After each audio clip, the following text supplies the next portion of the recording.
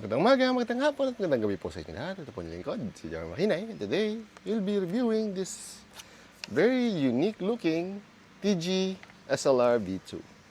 I don't know why it's V2, it's probably TG SLR only. First, quality. It is an all nylon construction, so that's nice. With metal mags, and that's it. It's nylon. And it's fairly heavy because of metal mags.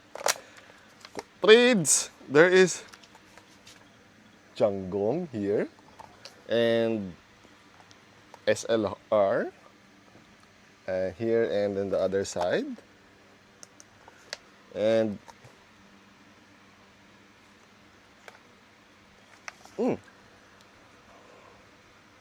some writings here.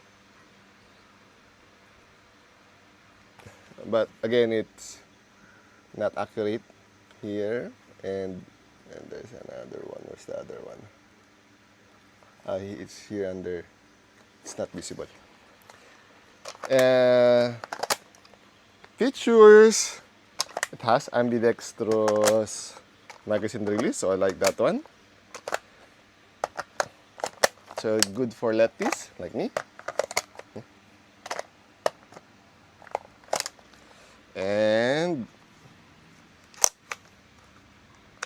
that's the only thing different. It has also a PDX stock connector, so you can use any PDX style accessories that I 3D print. This also have a built-in hop-up, so that's okay, but again, it's not that good because it gets deformed, and it has a 230mm barrel, so it's quite long, longer than the ARP9 and the PDX, so that's a plus.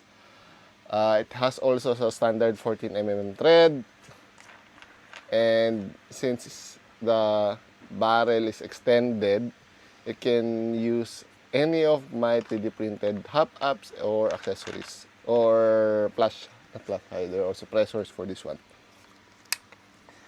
For the metal mags, I really do not like this one because this gets corroded in the long run because metal and water do not mix well. You know that. It's basic science. Battery space, very limited because of the very limited battery space. So you can use, not this one.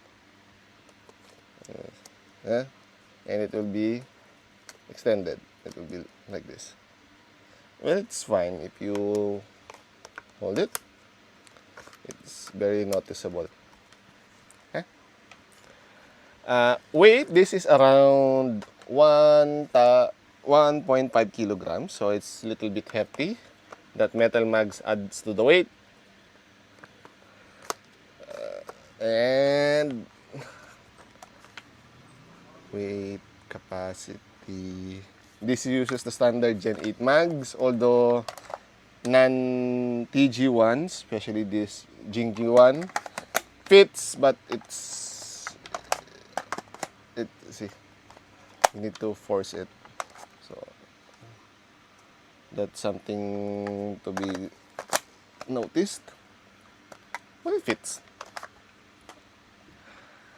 Upgrades. This is a Gen 8 gearbox, and it's a nylon one. So do not max it out, or else you will break the gearbox. You have been warned. FPS, since this is optimized, it's around 250 based on average. Fluctuating, something like that. 250 to 240. So it's nice. So this is a good unit. Although, since this is a built-in hub, your mileage might differ. Range, it can easily hit the 10-meter marks testing. I have done it earlier, so that's nice. Price, this is around 3,800 PHP from, as far as I know, MYK still have stocks. So it is very affordable. Overall, if you like the design, it's fine. This is a copy of the Jimgy SLR, which is also a copy of the SLR Works rifle. So, it's, personally, I have so many Gen 8 gearboxes units, so it offers nothing new. So, I don't know, I probably will not add this to my collection. It's far too similar. Anywho, if you have any comment, suggestions, violent reactions, do not hesitate to put it down in the comment section down below.